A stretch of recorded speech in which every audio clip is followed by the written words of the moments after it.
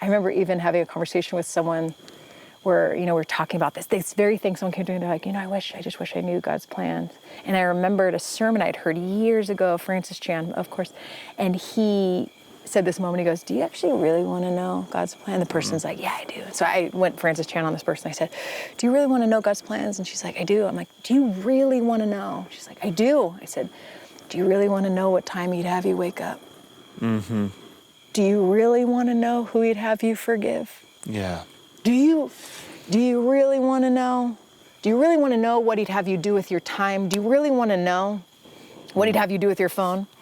Do you really want to know? Like, I imagine that question, but the good news is he doesn't just leave us hanging on a, great, he knows, and that's it? No. He continues speaking in Jeremiah 29:12, when he invites them in this place of waiting.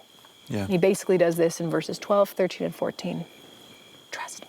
Yeah. And then he even outlines how, 29:12, then you will call upon me. And that's a direct contrast to calling upon ourselves and willing ourselves to figure out the plan, figure out the future, figure out how to fix our anxieties. That's what we try to do. We try to will ourselves into just being right, or we just Netflix and turn off our brain and not have to think about it.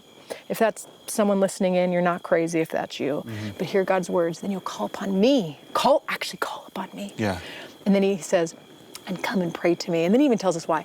God's speaking, because I'm going to listen to you. And then the promise, and when you seek me, you will find me when you seek me with all your heart. And then verse 14, he even reiterates it, right?